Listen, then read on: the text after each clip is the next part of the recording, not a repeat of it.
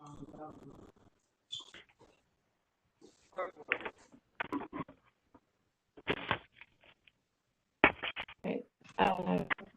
And I'm going to record button.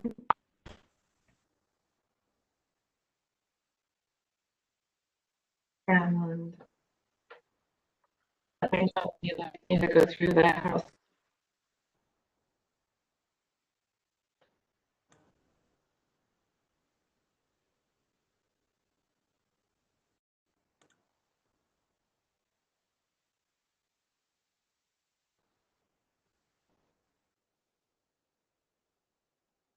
Dan, can you let me hear?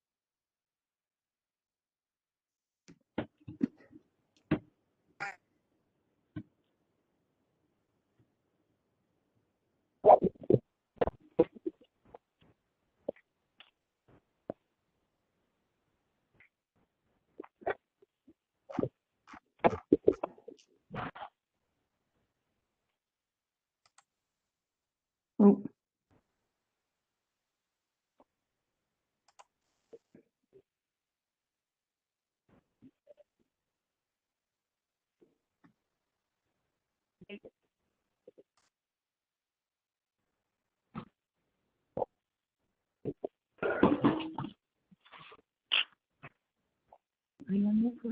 Hmm? You on this? Mm-hmm.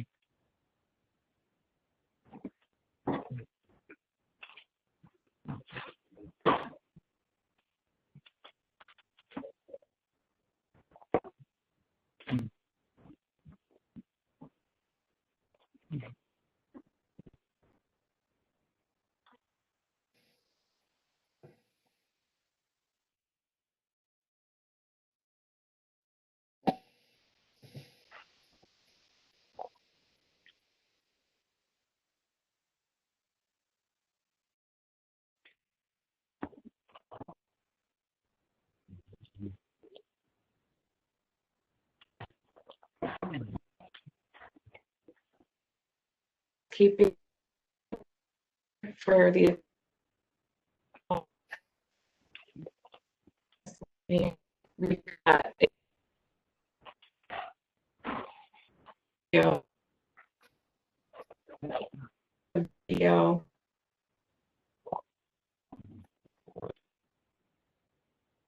the meeting.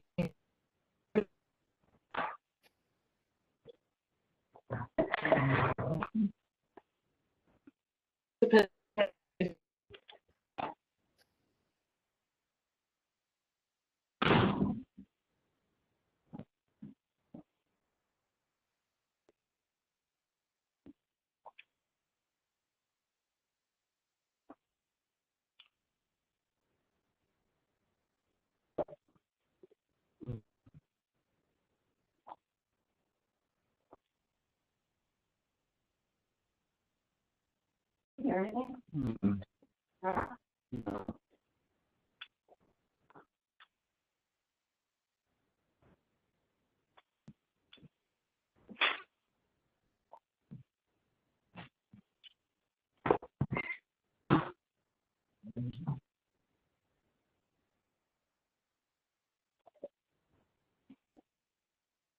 I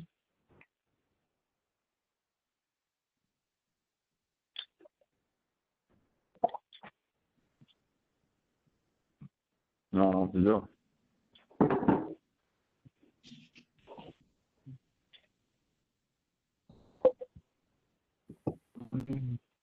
I'm not gonna order anything this way.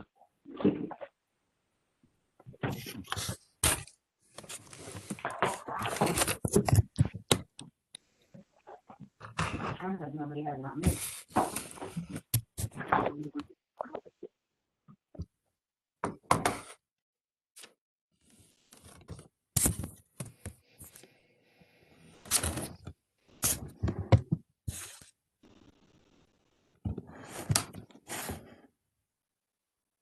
So what time is the meeting starting? Is it starting now?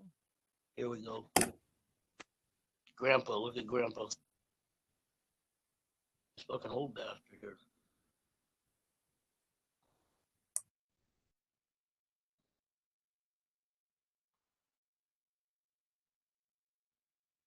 There's so many people joining this meeting. God damn. It says when everybody joins.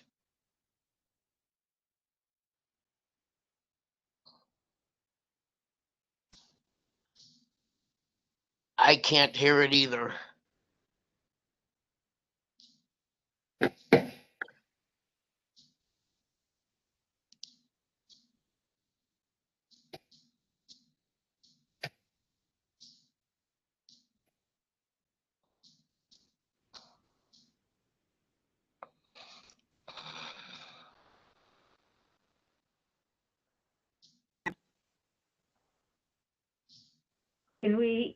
Can you hear me? They aren't talking. Maybe that's Is that why. you, Shelly? I hear Ruth Ann. No, Ruth Ann, this is Rob. Let's go ahead and get started. I can hear you, and we'll see what if people can hear you as we go. All right. Well, hopefully technical difficulties will be ironed out. We are going to be recording this. Somebody is going to be reviewing the chat. We would ask people to mute unless they are speaking. We have a number of topics that we've heard there are issues about through the online survey. So we want to make sure that we at least have some time to address each of those. So I'm going to announce what those topics are, and then we will have you will have the opportunity to speak.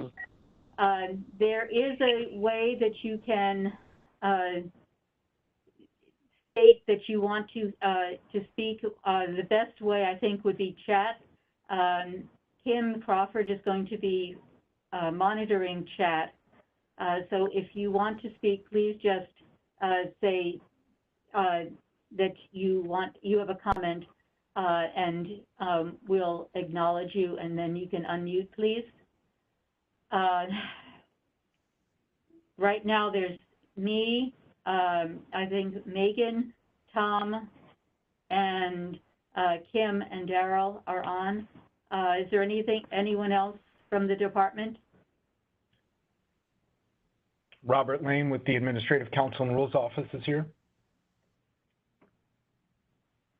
Okay. Rick Hazelton, Legislative Liaison.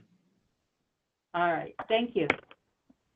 The purpose of today's meeting is not to go over the rules line by line, but to gather your input on the draft rules that have been posted. If there are things, if based on your comments, there are things that we can clarify, we will be doing that. But what we really intend to do is to listen to your concerns. So, as far as the topics to go to be discussed will be a very, very short discussion of organization of the draft rules, if there are any comments. Talking about empty counties, Then another topic will be about the applications. Another, local jurisdiction documents. We'll be also talking about packaging and labeling, fees and capital requirements, physical facilities, and then the social. So let me start by asking if there are any comments about organization of the draft rules.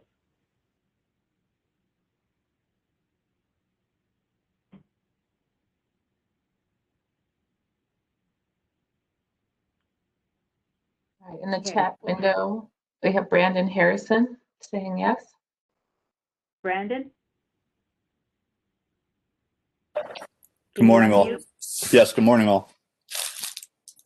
My question is twofold. First of all, I'd like to know if the draft rules are going to be based on another state's draft rules.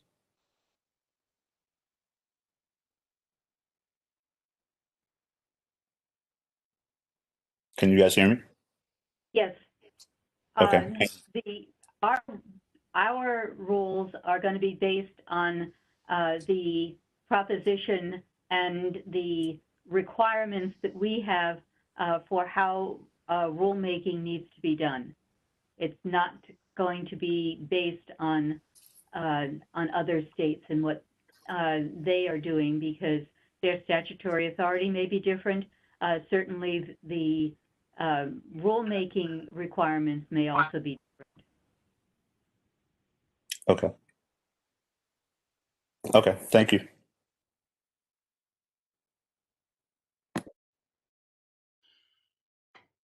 There was a comment, were these rules developed solely by DHS, or were there other stakeholder input prior to this meeting? The first draft was developed just by DHS. We are having this meeting, and also we have the draft up for comment to get your input. But we feel that it's easier to get input if you have something for somebody to comment about.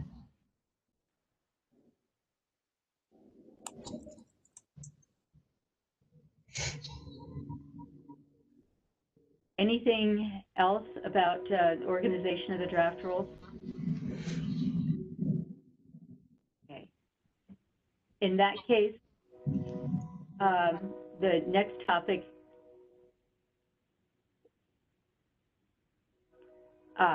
what is the timeline for making these a permanent rules? We have, according to the proposition, quite a long time to tweak, but we intend to have the first set of rules, the first enactable implementing of the rules done by sometime in the middle of January, January 15, 16, 17, 19, something in there. Will the draft rules be submitted to the legislature for input and authorities?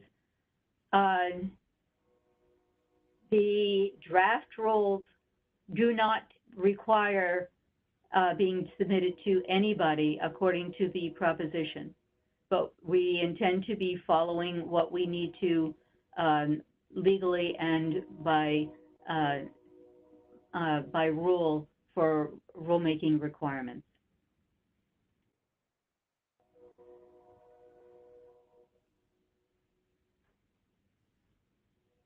Comment, will DHS regulate pesticide use?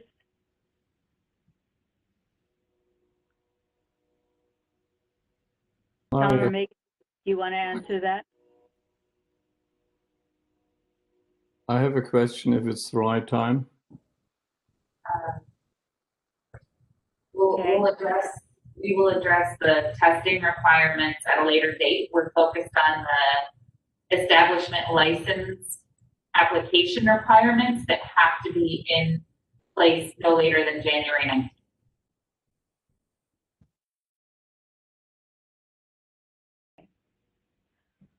All right, the next topic is empty counties. the comment period will be, we will be putting up a new draft and there'll be a new comment period. We just wanted to get something up right now for people to at least have an idea of how we're looking at organizing the rules. So the next topic is empty counties. Are there any comments about that? Yeah, we were interested in the early applications, and from our reading of the draft rules, it appears that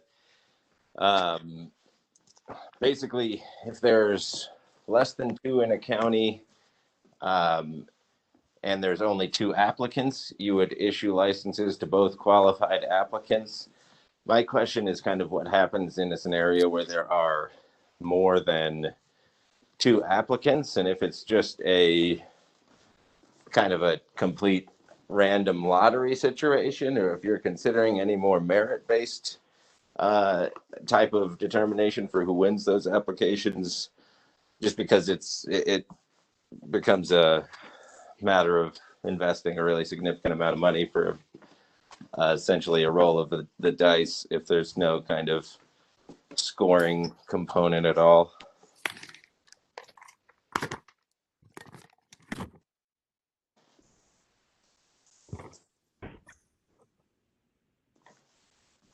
Tom or Megan?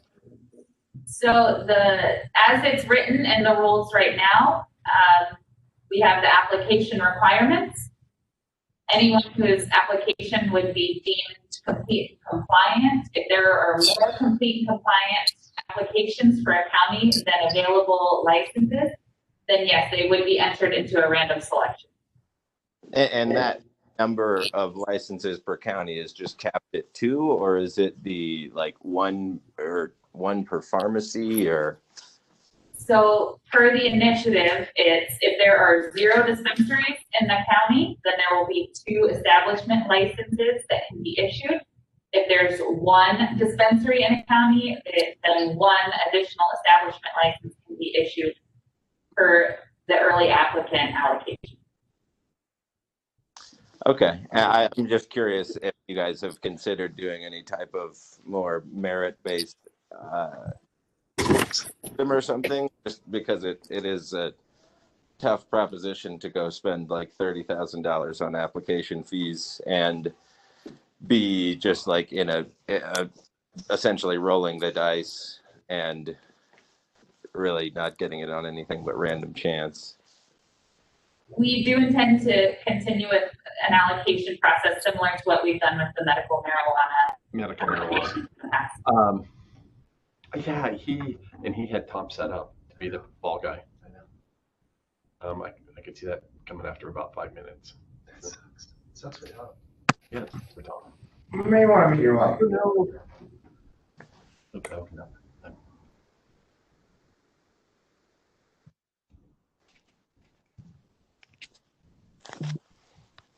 Okay. Hope I'm muted.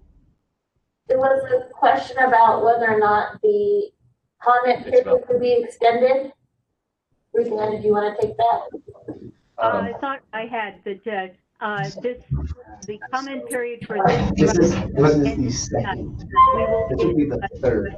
Draft, including potential changes based on what we're hearing, and the new draft will have a new online survey associated with it, which will end sometime in early January.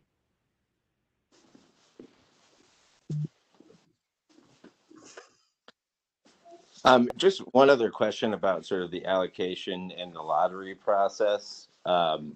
If someone is to apply and pay that application fee and not win an application in the lottery, does their application just kind of die at that moment, or does it stay on file for the next time that the state intends to issue licenses, or is it just kind of over from that point on? The applications submitted for the early applicants for this allocation are specific for this allocation. So if your application does not result in being awarded a license, then if a future allocation were to happen, you would have to apply again. There was a question about the form used for local jurisdiction zoning authorization and when form will be available, or whether the one from medical marijuana will be used.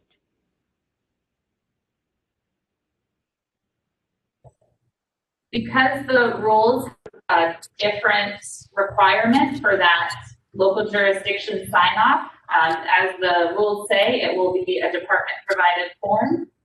We will make that form available as soon as possible, but it will be a different form than has been used for medical marijuana in the past.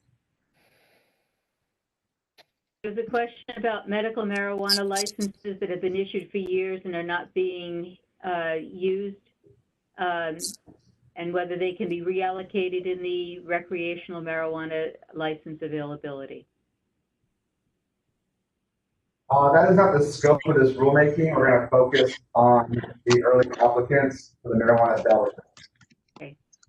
Are there counties with less than 2 dispensaries available, and which are they? And go ahead and close the camera.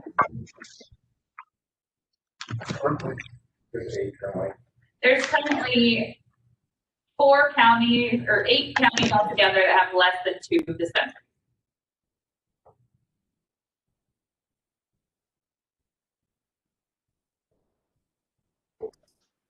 Is this posted on the DHA website somewhere?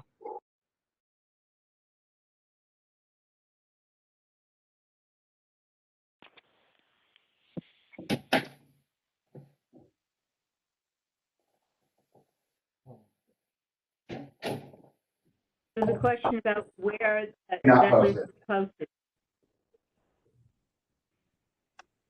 Are you able to tell us what the counties are?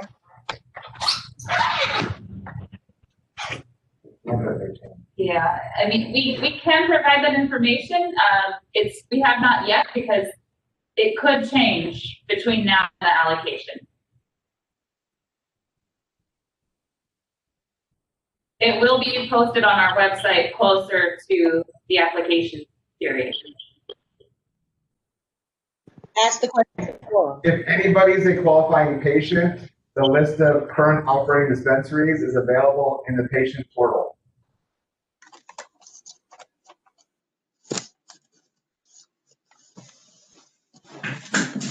Anything more about empty counties? Yeah, I have a question. I have a couple questions actually. First, the rules state that the count will be based on dispensaries or marijuana establishments, which leads to somewhat of an ambiguity since the definition of marijuana establishments is already included in dispensaries, unless you're talking about facilities that are licensed under this new draft rule program. So are you going to be basing is the county count based on certifications? So the definition of dispensaries under the medical program, or are you counting, for example, if a county only has 2 cultivation facilities, will that county be excluded for new licenses? The initiative is very clear that it's counties without a dispensary, so a dispensary. Okay, and then my second question piggybacks off the first question. The regulations state that ADHS has to provide an answer to an application approval or denial 60 days after the application is submitted. So if an application is submitted on January 19th, how is that, if there's multiple applications for the same county and one of those multiple applications is submitted on March 8th, is ADHS going to do all of the analysis and review of all the applications by March 20th so that an application submitted on January 19th will receive its answer within the 60 days?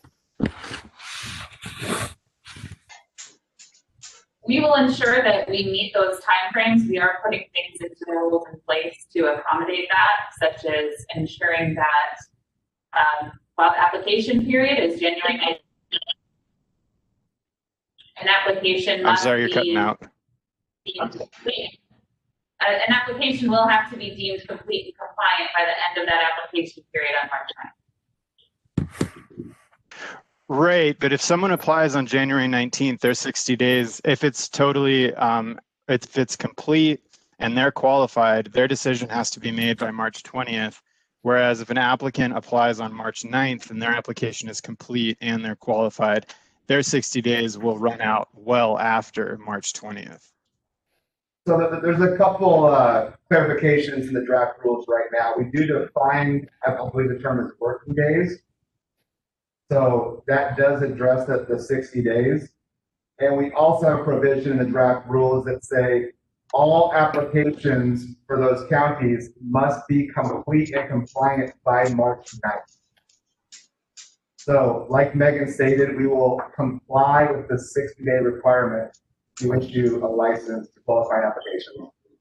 And just to be clear, that license cost is $25,000, correct? The application fee is $25,000. Okay. And there's going to be additional fees once.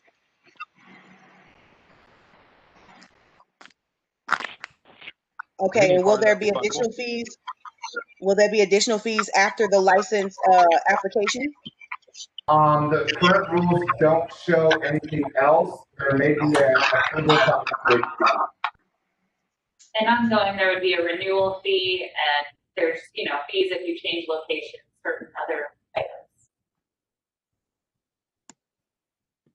Okay. So with that 25,000, I'm sorry, I do apologize. I did jump in just a tad bit late. With that 25,000 application fee, is that going to be in lottery form that you guys are going to choose who gets the license? How does that get chosen? So according to the draft rules as they are, there are basic requirements for an application. Any applications deemed complete and compliant for a county would be considered against how many licenses we have to issue with that county. If we have 4 applicants that have complete and compliant applications and 2 certificates for a county, they would be selected by random selection. Okay. And is that application fee totally non-refundable? Yes.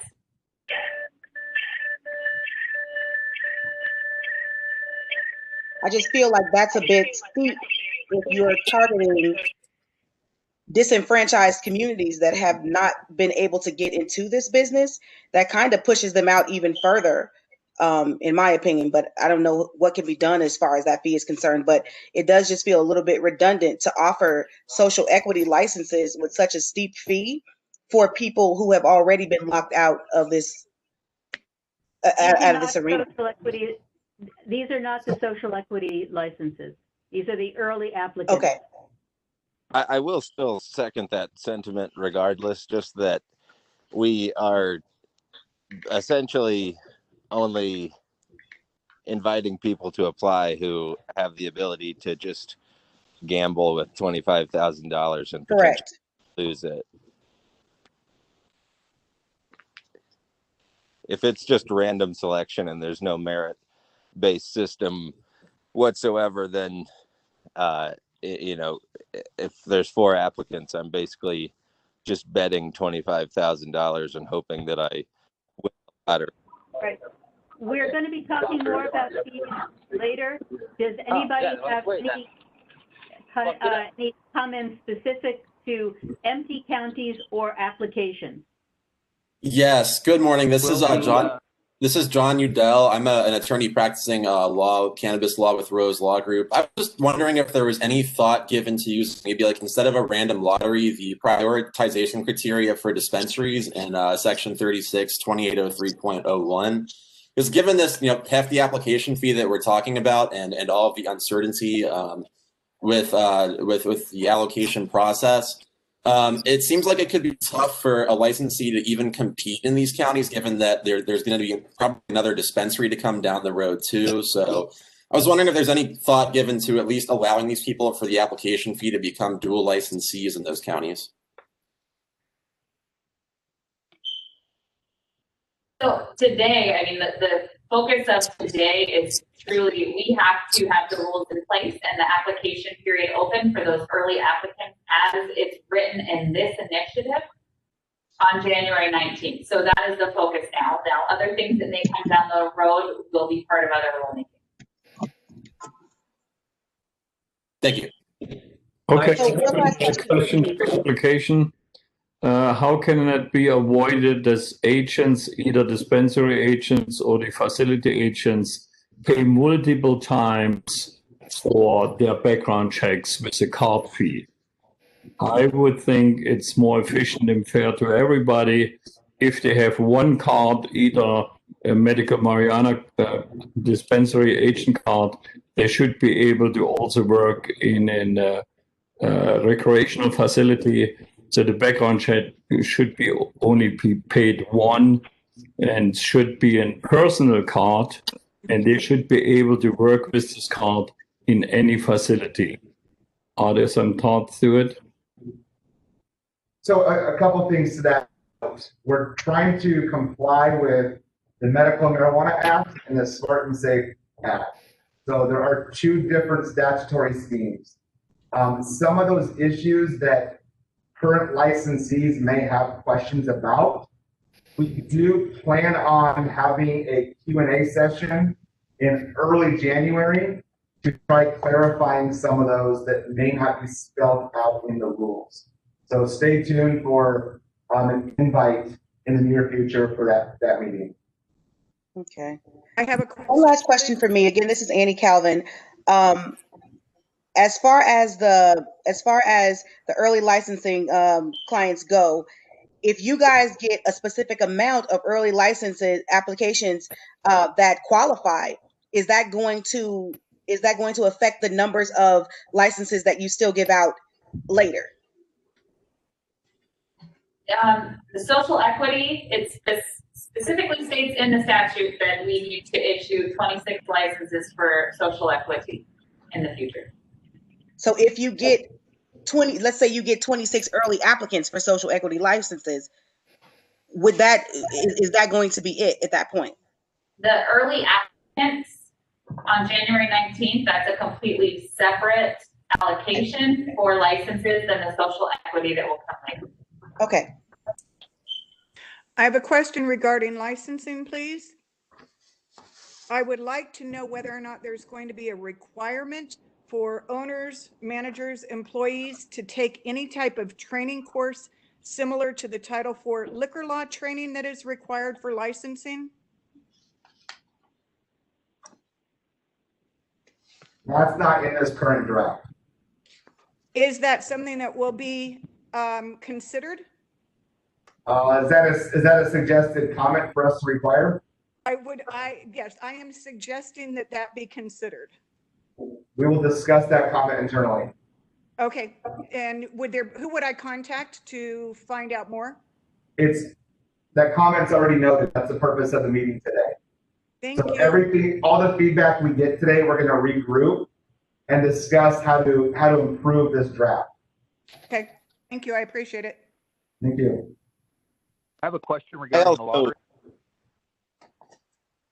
Sorry, I didn't see anything in the proposed rules about Arizona residency. Are you required to be an Arizona resident? At least 3 years. No, there is no requirement for Arizona regarding the lottery. There's no requirement for residency, you said? Not in this draft, no. Okay, thank you. Like a plastic. Is the lottery going to be specific by county as it was with the CHAZ? Yes. I'd like to make a comment that you all do consider Arizona residency in redrafting of the rules. I agree with that as well. If Prop 207 passed for Arizona residents, then we should get first crack at whatever is being offered and available. I agree too. Agree. Agreed.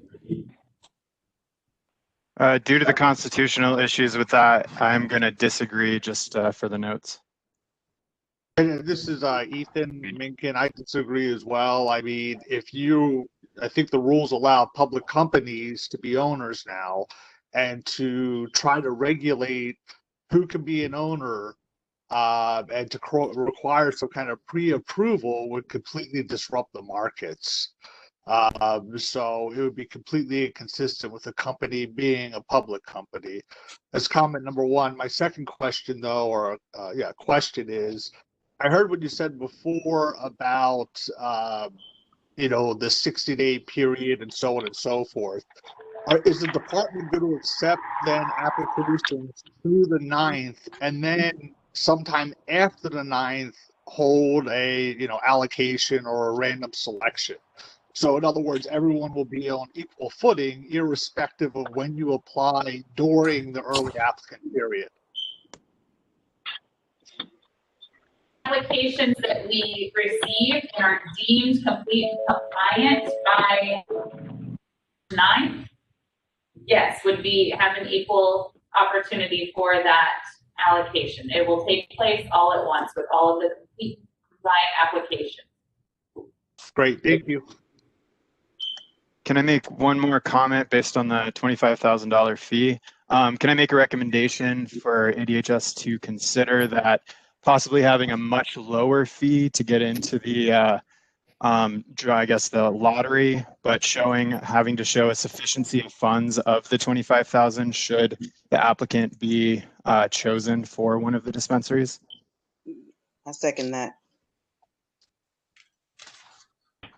As I said, we're going to be talking about fees a little bit later. This time period is just to talk about the empty counties and the application. Are there any other comments specific to those two topics? Negative.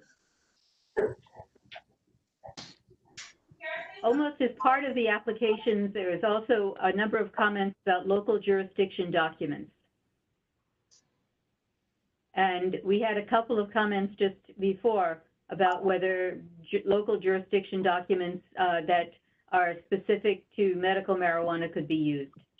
And I think that question was answered, that specific documents for marijuana establishments and adult use marijuana are going to be available. There was a comment and question in the chats about the facility agent licenses. So to become a facility agent, there's two options. You can, if you have a fingerprint, a level 1 fingerprint clearance card, you can submit that. You can upload a copy of that with your application, which will be electronic. It's not, facility agent is not right now a reason that the Department of Public Safety will issue a level 1 fingerprint clearance card, but if you have one because you happen to have worked in a child care facility or the hemp industry or another industry that does allow you to get a level 1 fingerprint clearance card, then you can upload a copy of that.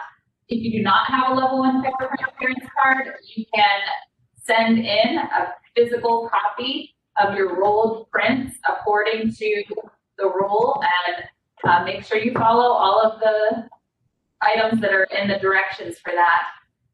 But that's the other way to obtain that facility agent card. With that way, once your cards are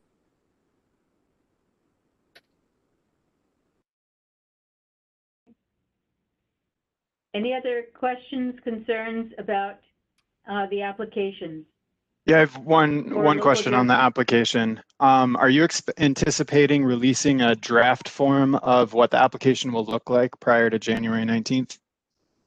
for the facility agent? So all of our applications will be electronic. We are developing those as we speak.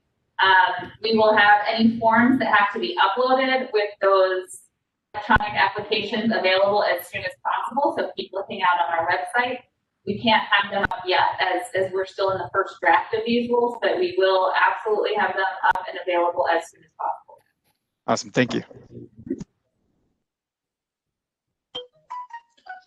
Yeah, quick question, Jacob Smith here. The application is going to be available at the website, correct? Yes, you'll be able to. So in order to apply for any of these things. You'll have to create an account in our online portal system if you already have either a qualifying patient card, a caregiver card, or a dispensary agent card. You would already have created those login credentials, but all of this will be available through the facility agent cards will be available through our individual licensing portal, and then the facility applications will be available through our facility licensing portal. It's the same username and password for both portals. Thank you. For the timeline, the 60 days mentioned multiple times for cities' jurisdiction to provide confirming documents. The timeline, since your forms are not out, probably will not be possible. What adjustment do you make for the first application process to meet any of these jurisdiction timelines? The requirement is that they are signed within 60 days of submitting the application, not 60 days prior to it, within 60 days of submitting that application. No, this is understandable, but usually with everything what is still going on, the cities usually need more than 60 days, some of them. So again, the initiative just passed, so we are enacting it now, and the initiative gives us the timeline of having to begin accepting applications on January 19th. So we are working within the timeframes given to us. And any department required document will be posted on our website as soon as it is finalized.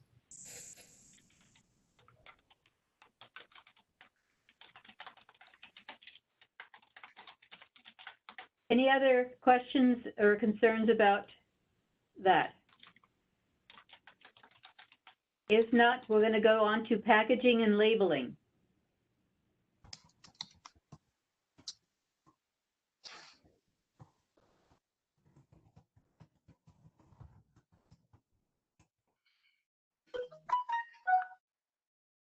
Any questions and concerns about packaging and labeling? I have a question. I'm not sure it might fit into this one, but I don't see it really fitting into any of the others. While it appears that, or the proposition and the draft rules state that a retail facility can be both obviously dual license medical and retail, can a sale occur for both at the same transaction, or will they have to be two separate transactions? This draft does not address that. We will be addressing more of the administrative and operational things in future drafts. Okay, thank you.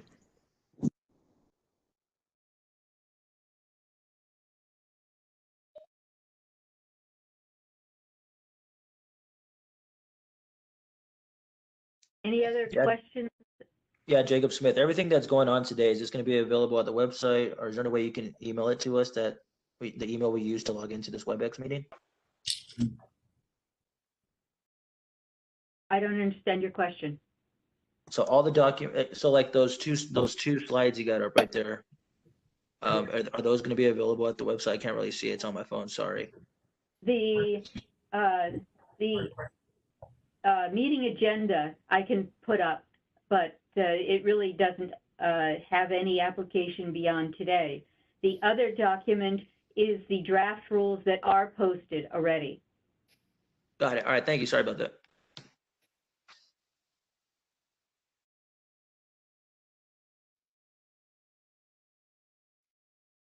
Any other questions, concerns about packaging or labeling? Hi. Does the inventory need to be separated? Do you know if it is medical versus recreational? So again, the focus of this particular draft in this comment period is for the application requirements for the January 19th deadline. So a lot of other rules will still be coming in future drafts. We know there's a lot that still needs to be added to this draft for the future, but right now we need to focus on that January 19th deadline and the application requirements required for that. But we will. I mean, we're discussing the packaging and labeling requirements. Yes. Under the question I just asked. We will be keeping your comment in mind as we develop the rules for that portion of the requirements.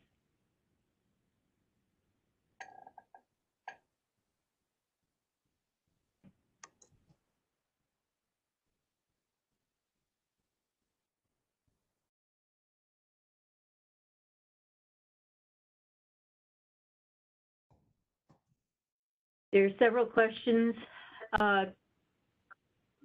Will the medical and recreational be separated? And then another comment was made that I'm sure it will be, because it will be impossible to track otherwise, and separate inventories and separate transactions. There was another comment. Does a currently approved and operating site need to get a local jurisdiction document to become a dual licensee? The requirements for a currently operating dispensary to become a dual licensee is included in the rules, the draft rules. Does the product or exit bag need to be childproof?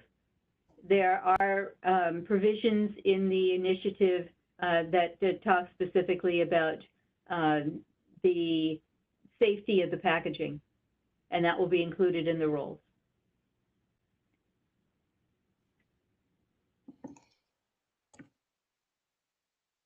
The question, will a track and trace system similar to metric be used? Seed to sale tracking should be implemented. Again, we'll make sure that we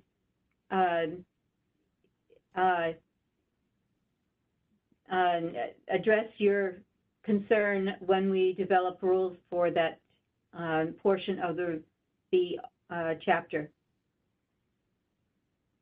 Just one question. Labeling products as concentrate.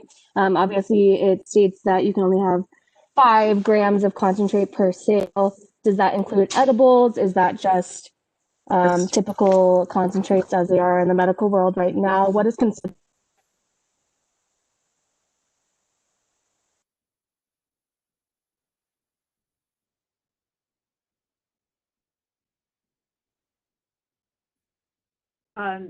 Megan or Tom, do you want to address that question? I don't believe that's addressed in this particular draft. Again, we will be looking at all of these other items in the future. We're really focused on the application requirements for January 19th to make sure that we can achieve our statutory mandate and have those applications live on January 19th. Are you guys only accepting questions that are about the application status then during this meeting? We will accept any comments that you have. It's just we're prepared right now to address the application requirements, and that's our main purpose of this meeting. But we do appreciate your comments on the other issues as we move forward. Yeah, 31 in the draft rules under letter G. I think this deleted because you're rejecting this. The facilities are not allowed to deliver products to the customer. This would then exclude the delivery service for people that are maybe handicapped or otherwise limited to go to a facility. I would appreciate if this would be considered. I second that. Please say again. This was on page 33 of the rules, of the draft rules, under letter G. It goes there about transportation, delivery, products is not allowed to the customer. Page 31, page 31 or 32, if you go down a little bit more to G.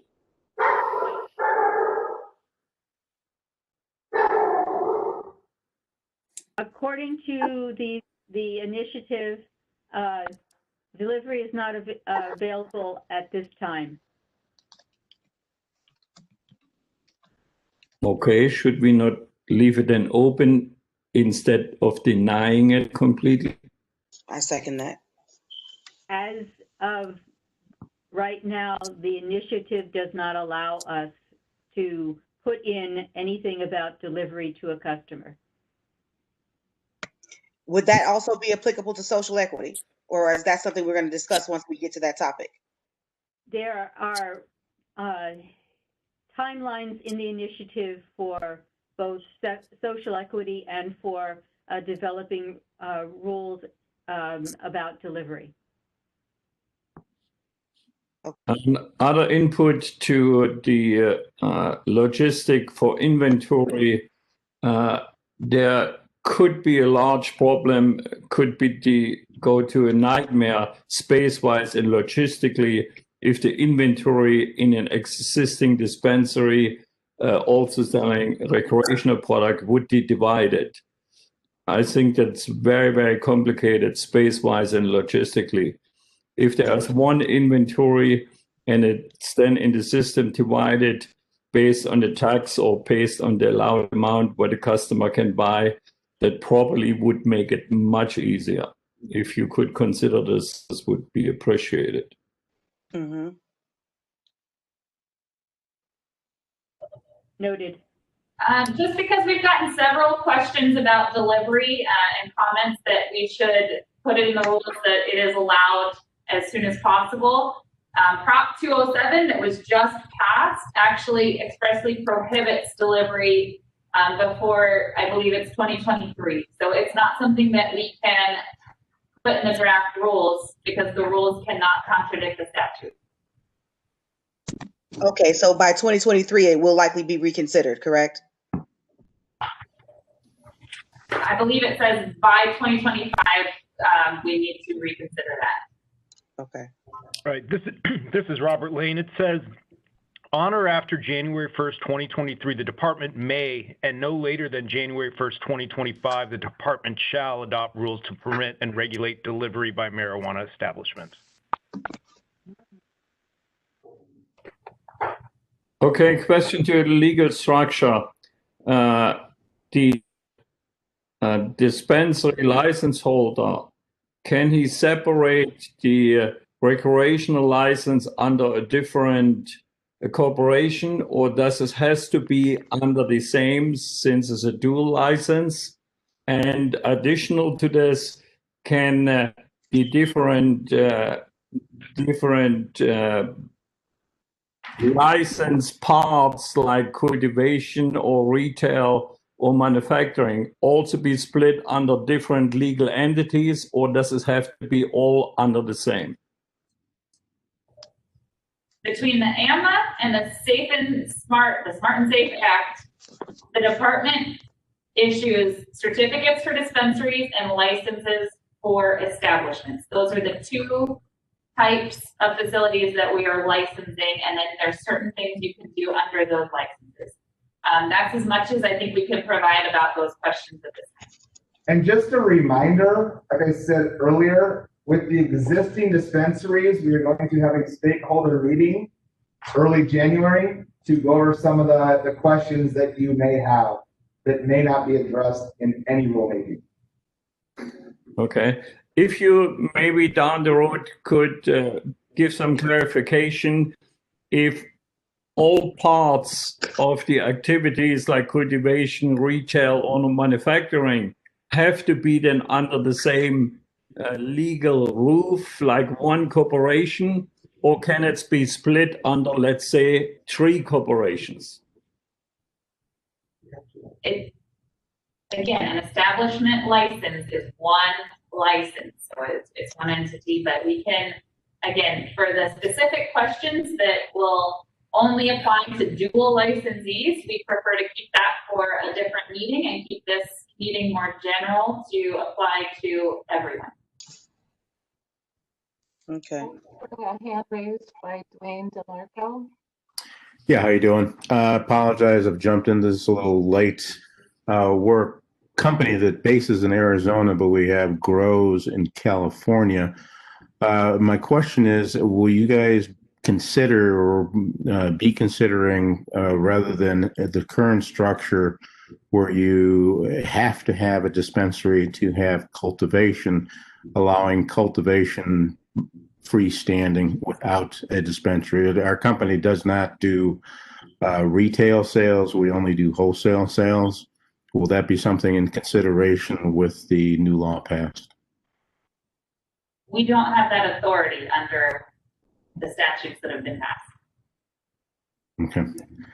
Okay, so just no matter what, they've got to apply for a dispensary to have a cultivation. Is there a square footage cap per dispensary as far as cultivation? That would be up to local jurisdiction. Oh, interesting. Okay. That's my question. I have a question again to the agent card for facility or medical marijuana. In this case, for the new facilities, I see with, and I understand this with the clearance fingerprint card, it would reduce the fee to $250.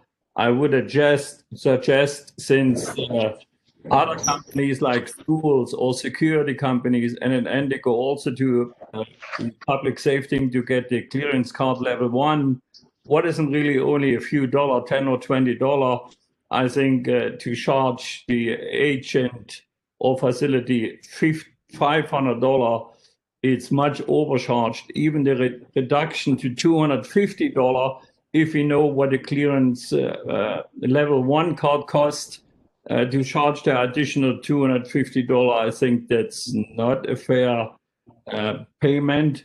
If this could be considered to be reduced, as well, the double charging, if an agent works for 2 different dispensaries, background check, if they are clear in all locations, it should be avoided to double or triple charge them. I agree. Your comment's been noted. Thank you.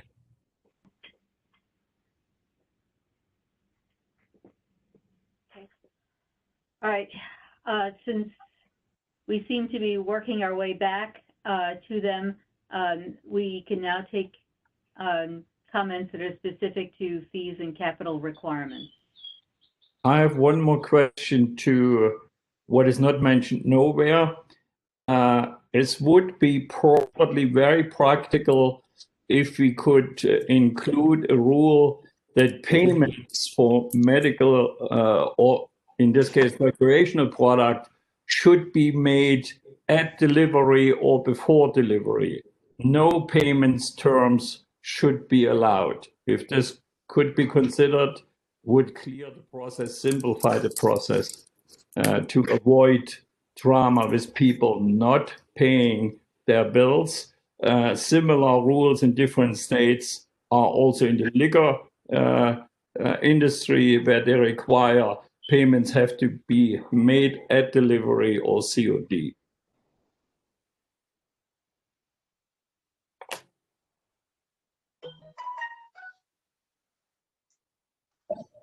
Thank you. That's been noted.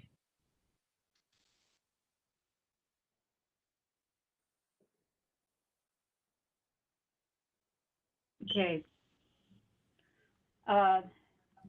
Any other comments about fees, capital requirements? Just for clarification, one more time, the fees and capital requirements you're speaking of, these are in tandem with social equity and medical, correct?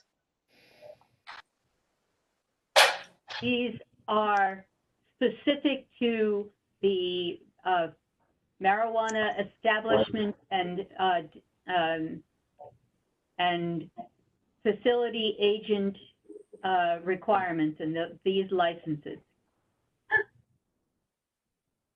Right now, they do not address the social equity provisions of the proposition, nor do they have any effect on the dispensary fees. Okay.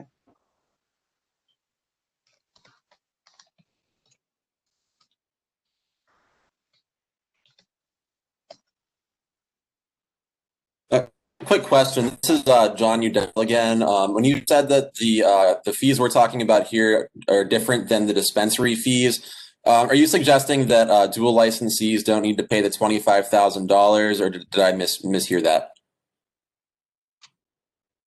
The current draft rules, the fee for a dispensary to apply for an establishment license is also $25,000. Okay, thank you.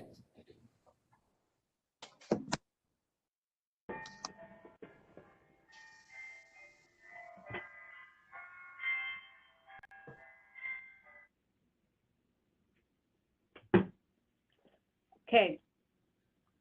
Any other questions, concerns about fees and capital requirements? Yes, I would recommend if one applicant who paid 25,000 and does not receive a license on the end of the day, they should maybe 80% refund their application fee. So processing maybe is covered in some way, but to collect 25,000 for who knows how many applicants would be not reasonable to do for PHS. I agree with that. I agree as well.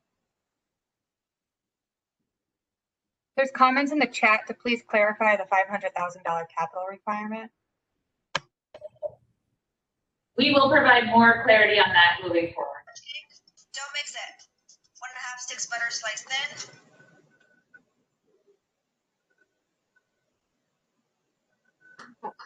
Selector with a hand raised.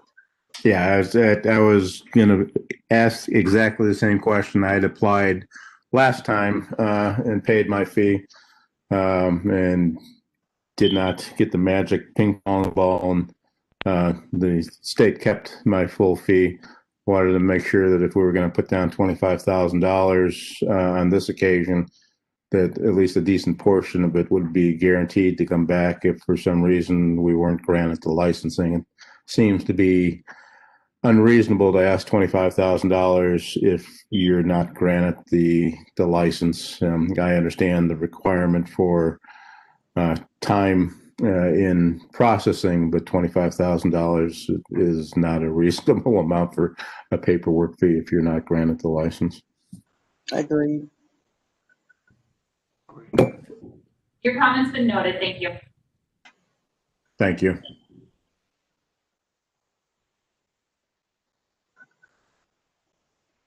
Other questions, concerns, comments about fees and capital requirements? Okay. Comments then about physical facilities.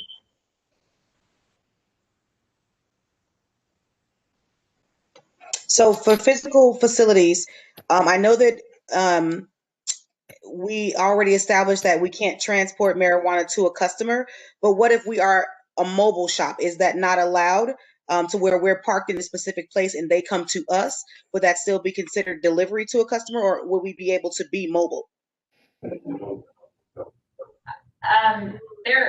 The establishment will have to have a set location. Okay, so brick and mortar. Yes.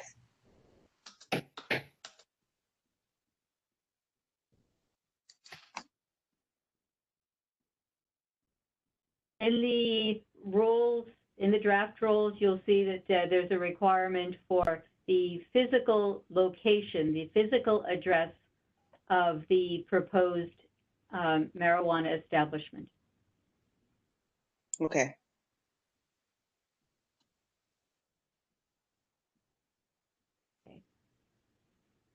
Anything else?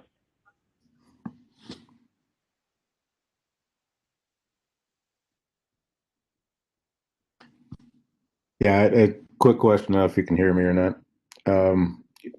As a brick and mortar, you can't deliver to general public. Can you, as a brick and mortar with a grow, can you wholesale and deliver to other licensed sellers?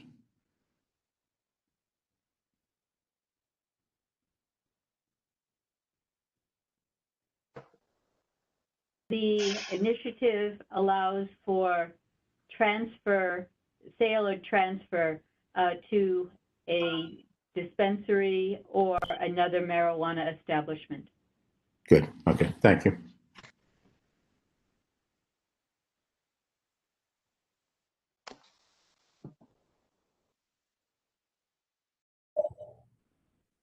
There's a question about the exact address at the time of application. In order to apply for a license, yes, you do have to have an address so that you can get that local zoning approval and document signed at least, and the ownership attestation as well. So basically, property needs to be leased or owned prior to the application. It needs to meet those requirements that are in rule, and we will have those forms posted soon. Okay. Yeah, hi, Jacob Smith here. I'm about to jump off. I just wanted to propose, if possible, if we could, and I know it's probably been said before, if we can get that application fee down to 15,000, at least it gives us small businesses a chance. That I know it's a lottery and whatnot, but if it's at least 15,000, that'll help us out a lot. Thanks. Comment noted. Thank you. I want to mention here one more time the city work or town's workflow in their timeline. We have already located a property and asked the city for about 3-4 weeks to give us a zoning confirmation in general. Yes, we know the DHS form is not out, whatever it will look like. But in this last 3-4 weeks, the city was not able to give us a zoning confirmation. So their process will be very, very long, and I doubt it this can be done in 60 days for many cities. Maybe this should be extended.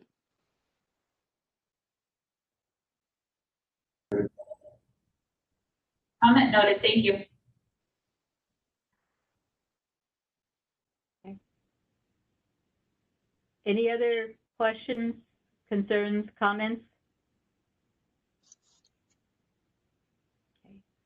We already addressed social equity a bit in that these rules are not geared to the social equity component in the proposition. That will be included in rule in a later iteration of the rules.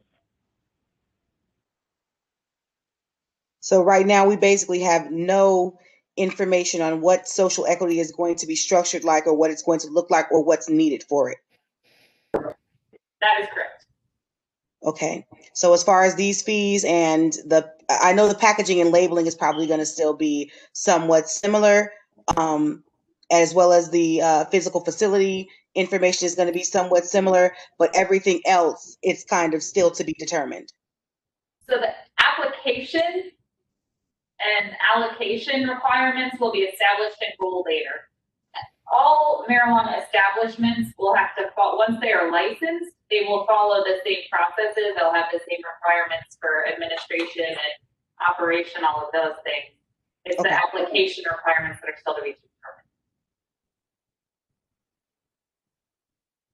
Okay, and there is no, right now, what is the time frame looking like for rules on the social equity? At this time, we don't have a timeline for that. We are very focused on the very tight deadline that we have ahead of us come January right now. Okay.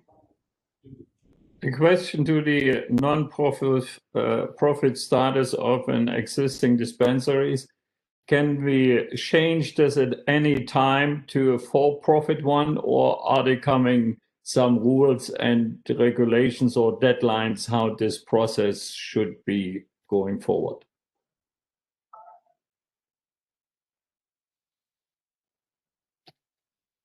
There will need to be some changes made in Chapter 17 having to do with the medical marijuana dispensaries to accommodate the requirements for dual licensees in the proposition.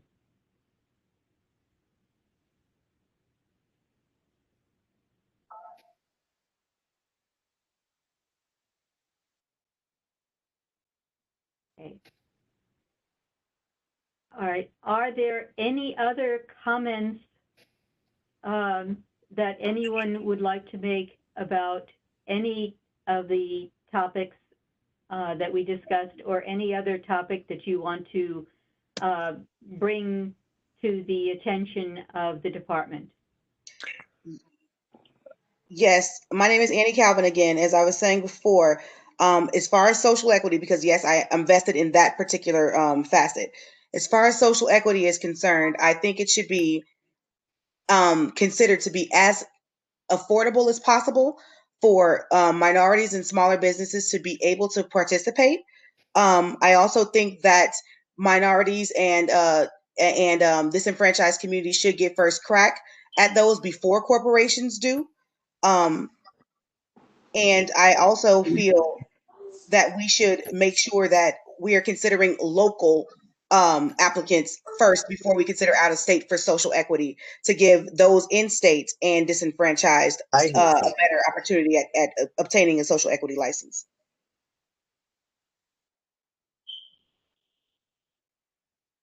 Thank you. Hello? Yes?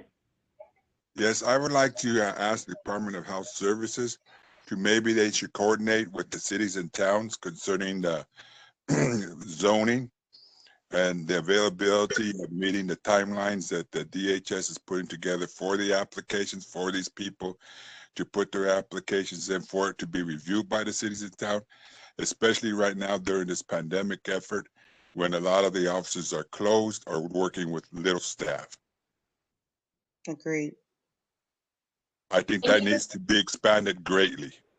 And DHS needs to take an active role in coordinating with the cities and towns. Just for your information, we have been coordinating with the League of Cities and Towns. Your comment has been noted. We appreciate it. Thank you. No, I don't mean with the leagues of cities and towns, with the cities and towns, exactly, with their city managers, with their council members. Thank you. It's not funny to me. If you worked with them, it would be.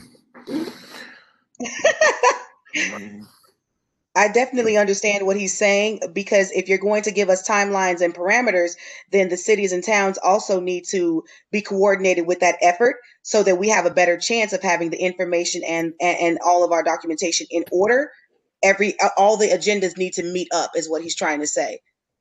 I appreciate the comments. We appreciate them. They have been noted, and just again, the application timeframes were established in the initiative. The January 19th through March 9th is in the initiative. That was not determined by the department. I mean, just to underline on this point, we have at this moment the 60 days, and then we also have in the draft, if the additional information are not submitted to DHS to be compliant, it will automatically void the application, or it's count as withdrawn the application. What means these people that could not make it, they lose at this moment the $25,000 because somebody could not be in the time frame. That's how much shit here. 25. To consider this. Of course. Of course. That's exactly my point. I'm putting $25,000 up that may be jettisoned because a city or town can't act in a properly or timely manner. That goes back to refund a portion of the $25,000. I think there should be a provision that provides that if a city or town cannot act in a timely manner, then that $25,000 should be remitted to the applicant because it was of no fault of their own. Agreed. The application will be through our electronic system. You will not be able to submit an application unless you upload all the required documents, including that form that needs to be signed by the local jurisdiction. It's only after you complete all of the required fields on that application and upload something for each of those required documents that you will be able to pay that fee and submit your application. Exactly right. So if the city and town are dragging their feet and I have my money, I have my application, and the city and town is dragging their feet, there again, I'm left in left field. Thank you. Your comment has been noted. Quick question about timing of the availability. Will it be exactly on the 19th, or will it be anything prior to the 19th? The electronic application will be available on January 19th. The forms will be available as soon as we have them approved and can put them on our website. Do you have any guesstimate of when that may be? It should be shortly. Okay, I'll take that. One more question. What you just stated here from DHS, is this way that you said, okay, if some documents is missing in the electronic filing, you will not be able to finish your application? What means you would not lose $25,000 because you're not able to submit the application. There is maybe a document missing from the city. What would again shorten the process of putting in any application if the city doesn't provide the document? So is this correct, that we cannot submit partial applications? The system would prevent us? In order to submit an electronic application, you must enter information in all of the required fields. There will also be a list of uploads that you have to provide, including that form signed by the local jurisdiction for zoning. If you upload something else, a different piece of paper that is not that form signed by the local jurisdiction, yes, you will be able to proceed with the application and pay the fee. But the purpose of that is that you don't do that until you actually have those forms and all of those requirements in hand that you can upload in that application.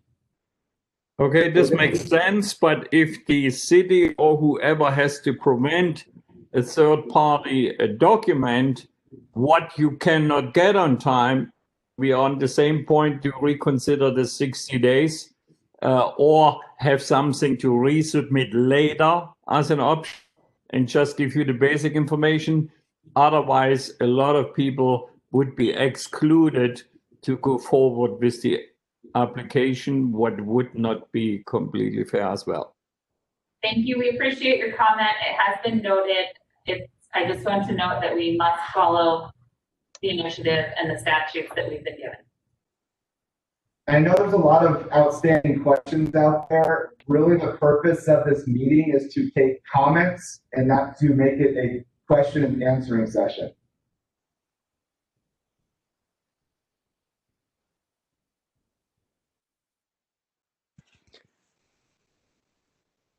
Any other comments? Hey guys, this is Tim Sultan. Just a real quick comment.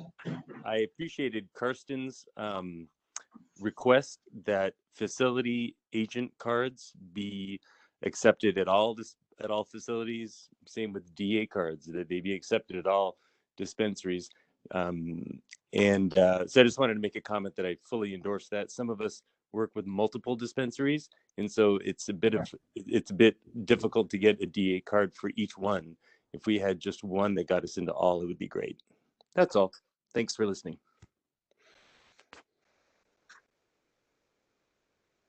I realize this is a comment only, session, but I did have one quick question. If you could maybe direct us to, I know it doesn't apply to the early applicant period, but there is a cap with the number of licenses based on the number of registered pharmacies in the state. Is there a way to find that information? I've searched the internet for the number of current pharmacies that are registered in the state.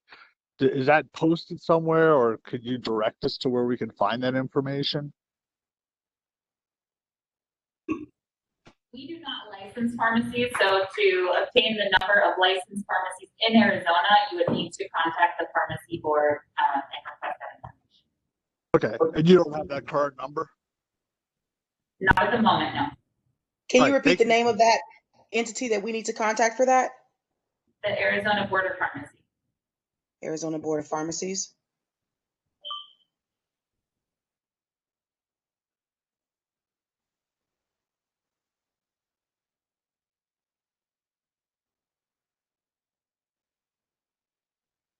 Okay. So, any other comments?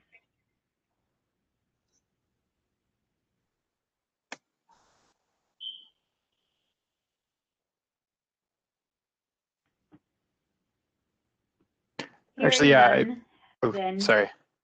Sorry, I just have one quick comment on the future drafts. Will the future drafts come out with redlining, or will they just be a new clean draft? It will be a new clean draft in that we still have to do our underlines and strikeouts based on, well, actually underlines because everything is new. But we may highlight changes that we have made based on comments from one draft to another. We'll Great, thank you. try to make it easier for people to see what changes have been made. Okay.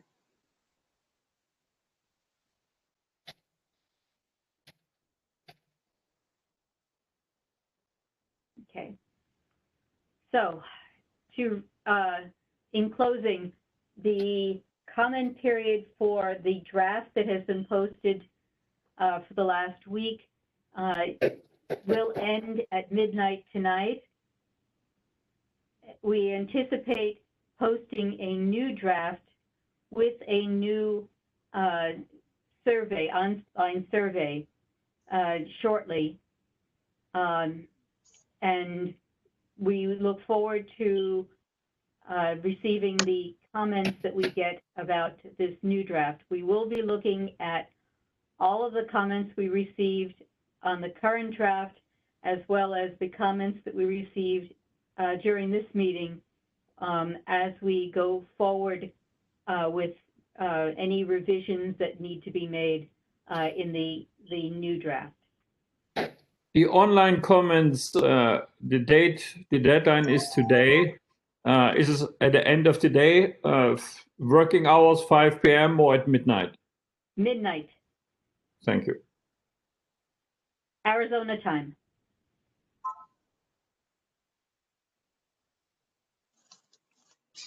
And just to throw it out there as well, we're always going to accept comments.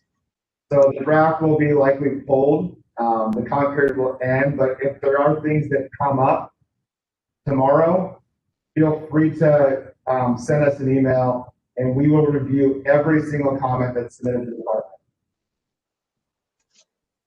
And there'll be another draft too that will solicit comments on as well.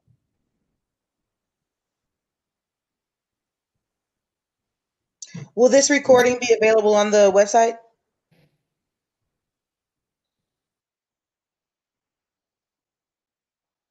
We'll look into that.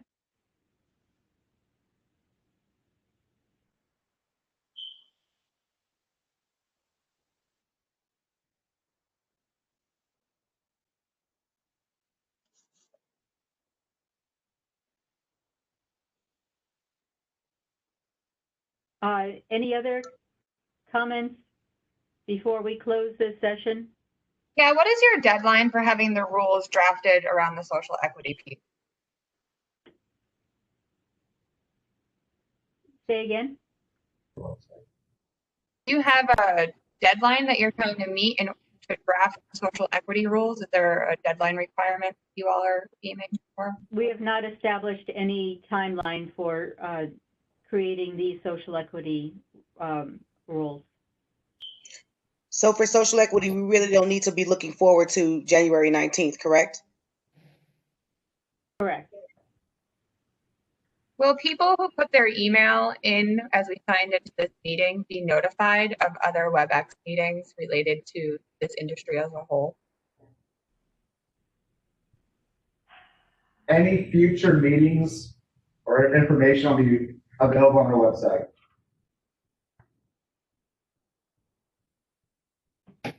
Can I piggyback on the social equity timeline? For clarification, so are you saying that the June 1st, 2021 kind of deadline does not apply to the social equity rules?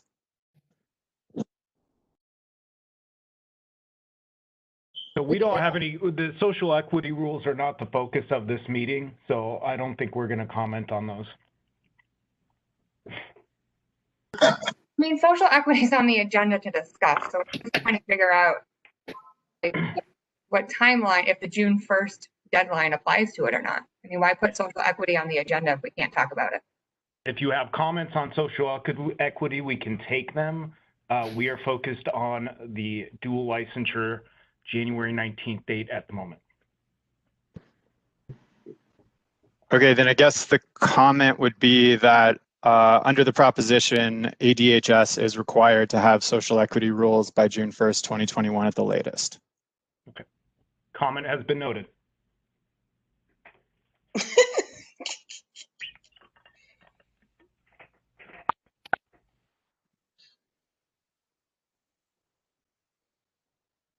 So what you're saying, is you're more focused on the people that are running these dispensaries, other than the commoner, as far as we're talking about people that are actually trying to get into this industry. And the social equity is going to allow some of us to get in this industry. Why isn't that a focal point of this meeting? We are not, the department is not saying that at all. The department is saying that we have a time frame in statute that we have to accept applications for early applicants by January 19th. That is the focus of this meeting in the draft rules. So will we be having a similar meeting to discuss solely social equity so that our concerns can be met at that point? When we do the rulemaking to change the rules and revise them to incorporate the social equity component, we would certainly be having meetings with stakeholders and soliciting comments and any input that you would care to make about the social equity portion of the rulemaking. Okay, so just one final clarification from me. As far as this is also involving social equity. So as far as social equity is concerned, is there anything that we need to be doing preliminarily right now? For those of us who are interested in jumping into social equity, what steps should we be taking right now to give ourselves a better chance, if any, that we can, start working on? Yeah.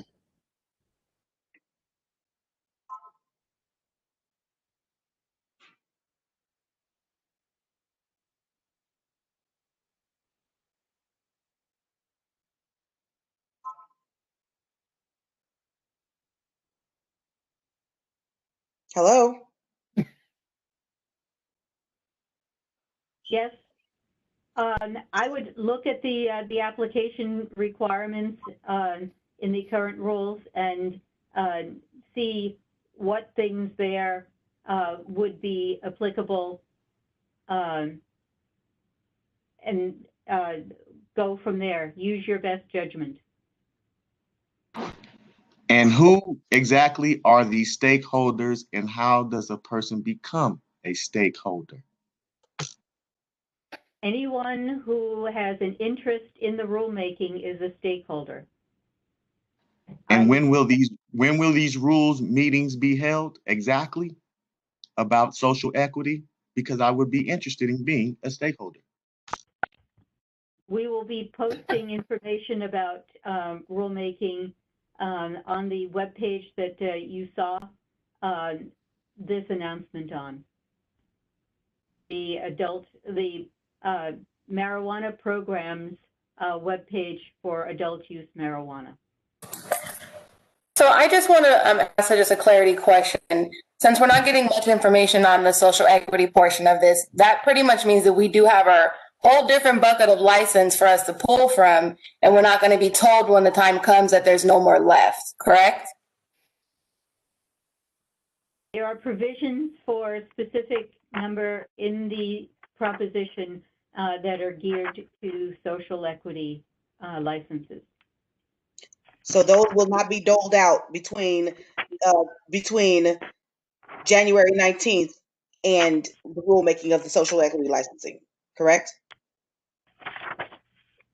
Any licenses that are geared specifically in statute to social equity will not be allocated outside of that, outside of those bounds.